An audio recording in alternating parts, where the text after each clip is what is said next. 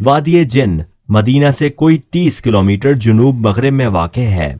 بہت سے لوگوں کا ماننا ہے کہ یہاں کچھ مافوق الفطرت طاقتیں گاڑیوں کو اوپر کی سمت میں کھینچتی ہیں، جبکہ بہت سے اور لوگ یہ سمجھتے ہیں کہ ارد گرد کے علاقے میں واقع پہاڑوں میں کوئی مقناطیسی قوت پائی جاتی ہے جو کہ گاڑیوں کو چڑھائی پر آسانی سے چلنے میں مدد دیتی ہے۔ حقیقت یہ ہے کہ یہ محض ایک سراب نظر ہے، اس سے زیادہ کچھ نہیں۔ دنیا میں ایسی 80 جگہیں موجود ہیں جہاں گاڑیاں اس صورتحال کی زد میں آ جاتی ہیں۔ میں نے اس بارے میں اپنی عمان کی ویڈیو میں تفصیل سے بات کی ہے۔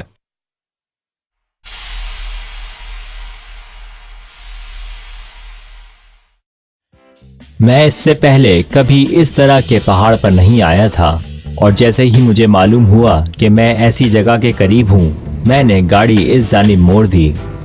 میں نے گاڑی کو نیوٹرل گیئر میں ڈالا اور وہ چڑھائی پر روانہ ہو گئی۔ اس کی رفتار بڑھتی جا رہی تھی، لہٰذا میں نے بریک بند نہ کیے۔ بیچ بیچ میں یہ رک جاتی تھی، اور جیسے ہی یہ رکتی میں بریک ڈھیلے کر دیتا اور گاڑی ایک بار پھر مائل ببلندی ہو جاتی، الغرض نیچے ہرگز نہ جاتی۔ جب بھی میں اسے نیچے لے جانے کی کوشش کرتا اور نیوٹرل گیئر لگاتا، یہ رک جاتی۔ میرے محسوسات قانون کشش ثقل کی مکمل نفی تھے۔ سائنس کے نظریے کے مطابق کوہ ثقل وہ مقام ہے جہاں ایک ہلکی سی اترائی چڑھائی کے اوپر زمین کے کٹاؤ کے باعث آگ گرتی ہے اور ایک بے قابو گاڑی نیچے کے بجائے اوپر کو لڑکتی ہوئی محسوس ہوتی ہے، لیکن یہ محض ایک سراب ہے۔ ان مقامات کے متعلق اکثر یہی کہا جاتا ہے کہ یہاں مقناطیسی یا جادوئی طاقتیں محو عمل ہیں۔ کوہ ثقل پر محسوس ہونے والے سراب کی بہت بڑی وجہ یہاں افق کی غیر موجودگی ہے۔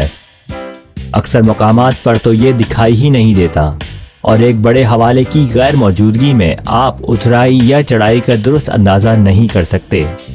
عام طور پر سیدھے کھڑے درخت وغیرہ کے انداز میں کھڑی اشیاء دراصل ترچھی واقع ہوتی ہیں، اور بصری حوالہ تبدیل ہو کر بالکل الٹ کیفیت پیدا کر دیتا ہے۔